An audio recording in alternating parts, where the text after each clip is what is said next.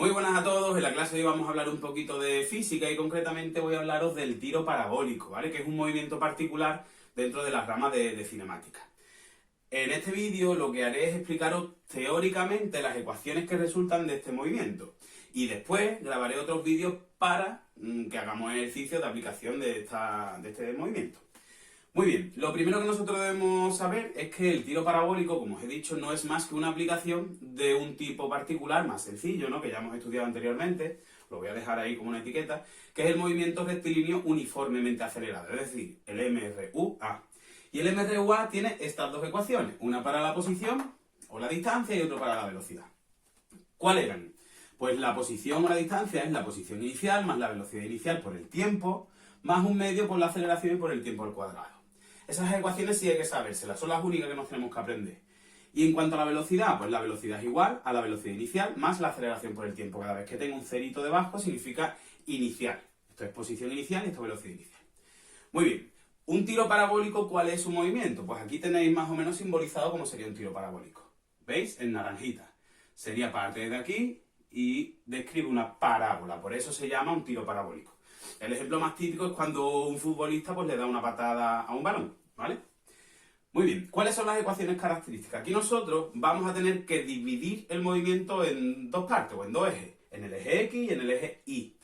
¿Por qué? Porque describe movimiento en los dos ejes. Fijaros, aquí se está desplazando en función del eje X, pero también está variando su posición en el eje Y, por eso se divide en los dos ejes. Vamos entonces a las ecuaciones del movimiento en el eje X. Ponemos exactamente la misma ecuación que hemos puesto antes arriba para el MRUA, la ponemos aquí. X igual a X sub 0 más V sub 0 T, pero la componente X más un medio por la aceleración X, es decir, la componente X de la aceleración por el tiempo al cuadrado. ¿Aquí qué condición he dicho yo que se cumple? Pues he dicho que la componente X de la aceleración es 0, por tanto, si esto es 0, todo esto va a ser 0.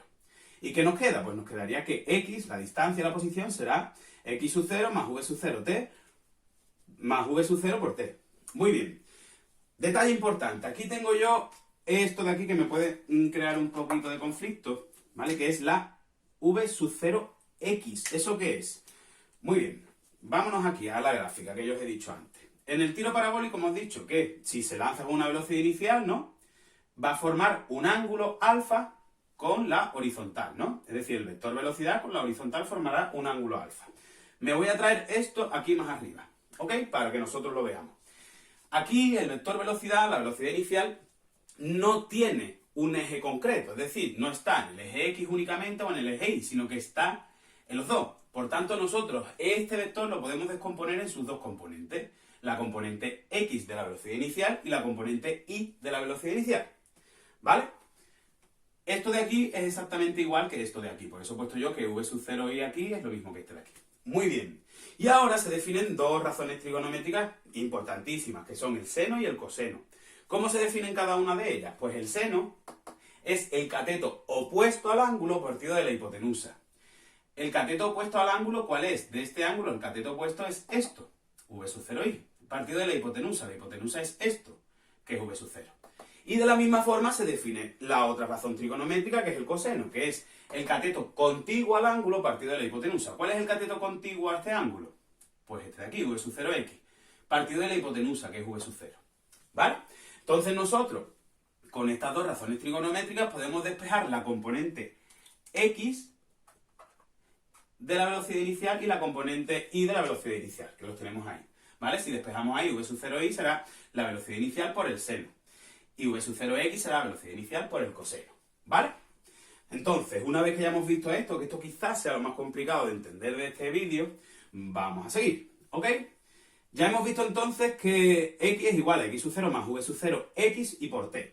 Ahora lo que hacemos es que V sub 0X lo vamos a sustituir. Donde ponga V sub 0, donde pongo V sub 0X, perdón, voy a poner V sub 0 por el coseno de alfa, ¿vale? ¿Qué sería entonces? X sub 0 más... Ahora ponemos esto, V sub 0 por el coseno de alfa y por T. Bien, y esa es la ecuación que yo tengo que utilizar cuando me pidan sobre la distancia o la posición en el eje X, ¿vale? Vamos ahora con la velocidad en el eje X, que es lo que me queda. Tengo que sacar en cada uno de los dos ejes tanto la posición como la velocidad. Entonces la velocidad en el eje X, aplicamos esto de aquí, será la velocidad inicial en el eje X más la componente X de la aceleración por el tiempo.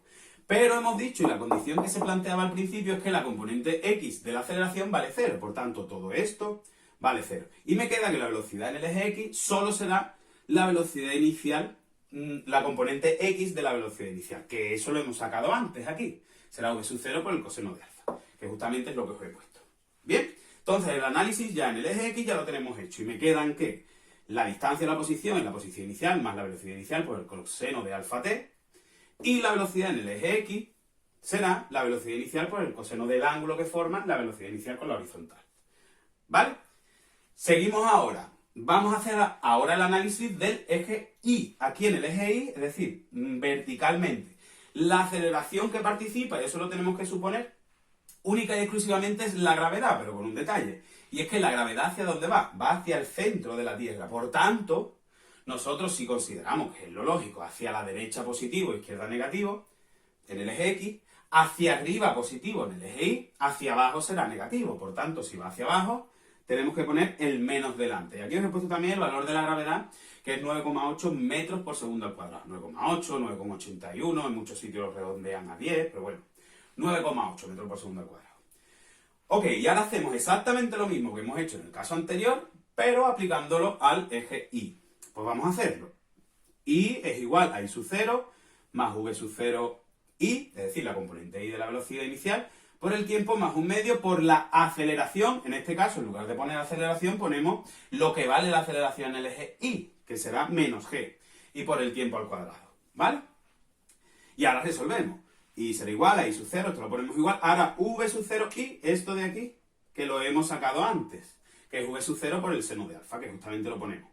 Y por el tiempo, menos 4,9. ¿De dónde sale ese 4,9? Pues de multiplicar un medio por menos 9,8, que es lo que vale la gravedad, ¿vale? Y por tal cuadrado. Ya tengo la ecuación para la posición en el eje Y, ¿vale? O la distancia en el eje Y. Y por último, nos quedaría la componente I de la velocidad. ¿Cómo se saca? Pues la velocidad, aplicamos esta ecuación de aquí, del mRUA. La velocidad es igual a la velocidad inicial más la aceleración por el tiempo, ¿no? Pues lo aplicamos en el eje Y. La componente I de la velocidad será igual a la componente I de la velocidad inicial menos gt. ¿Por qué? Porque la aceleración en el eje Y es menos g, que es la gravedad. ¿Vale? Y ahora v sub 0i lo hemos calculado antes, que está aquí, que es v sub 0 por el seno de alfa. Menos gt, que sería la aceleración en el eje Y por t. Bueno, y hasta aquí. Estos dos serían las dos ecuaciones que caracterizan a este tipo de movimiento en el eje Y. Como veis, y yo lo entiendo, es un vídeo que es complejo, es complicado de entender, ¿vale? Esto es un nivel cuarto de la ESO muy avanzado, un primero de bachillerato bien, ¿vale? Así que bueno, no importa. Ahora vamos a hacer ejercicios de aplicación para que vosotros veáis, sepáis utilizar todas estas ecuaciones, pero yo sobre todo lo que pretendo es que no sea una memorización de fórmulas constantemente, porque yo recuerdo que en mi tiempo a mí me daban pues para todos los tipos de movimientos un MRU, MRUA, una caída libre, un lanzamiento vertical hacia arriba, un lanzamiento vertical hacia abajo, tiro parabólico, movimiento horizontal, y cada uno tenía unas ecuaciones. Claro, al final terminaba pues liando unas ecuaciones con otras.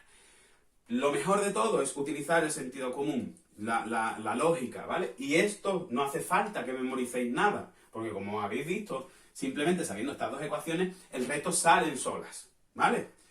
Paciencia, que ya veréis como al final, tarde o temprano, saldrá. Y cualquier duda que tengáis, pues ya sabéis que no tenéis ningún tipo de problema en poneros en contacto conmigo, ya sea a través de los comentarios del vídeo o a través de mi correo electrónico que podéis encontrar en mi blog, fran-sb-@hotmail.com. Mucho ánimo, un saludo y no olvidéis suscribiros.